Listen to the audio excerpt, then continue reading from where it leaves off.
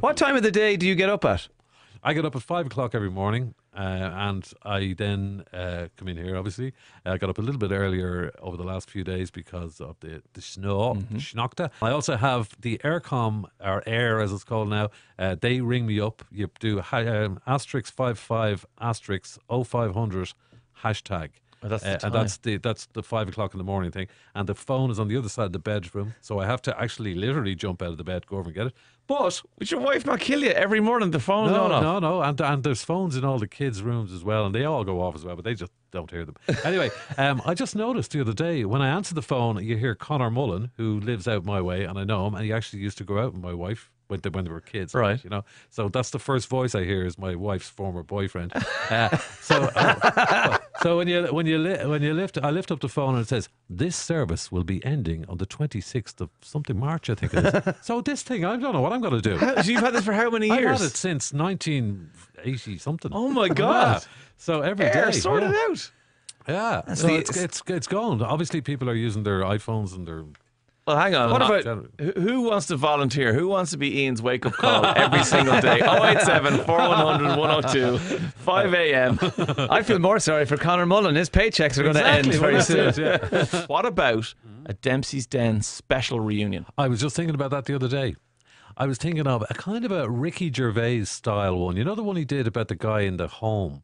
Derek was it called, right? Yeah. But that it would be done, and it would be done like 20, 30 years later. Right. And so you're in this kind of home, kind of old. You and Zig and Zag. Me and Zig and Zag. Socky. Even Ray Darcy could be there as well. Yeah. All the other guys that did it. And it's kind of done in a very tender way. But there'd be adult humour in it as well. It pretty much describes how the Den went. Me, Ray, and the other guys. No, sorry. I'm talking about Francis. Sure, he had the most classic one, didn't he? About Snotzer and all that. That was absolutely amazing. Well, speaking of which, Tony wants to know, who do you prefer, Zig or Zag? Oh, now, come on. Ian! Ian! Me! That's me! Pick me! I really can't do that. It would be like asking me which of my children, or which David Bowie album do I like, or which, I mean, they've both got fantastic traits. Like Zig is a very indecisive sort of guy.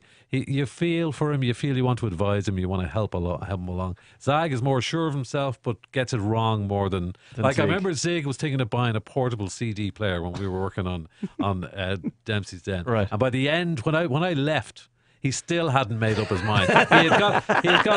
He had subscribed to Which magazine. He was reading it for months, like for years, and he still never bought one. You know what I mean? Low points. I'm quite a positive person, so I don't have huge amounts of low points. Are they talking specifically about radio? This is career. I suppose. Career. Oh yeah. I know exactly what it was. All right. Yeah. It's probably the worst quiz show of all time, and I presented it for I think about 42 weeks. And after the first week, or halfway through the first week, I knew that it was shite. What was it? It was called Talk About. Oh, Talk About. It was the one where you came on and you had to say, so talk about the zoo. Well, the zoo has elephants and so every time you said the key word, you got a point. Right. I think you won a dictionary, or I could be wrong. You did. You did win a dictionary. You were on it, Dermot.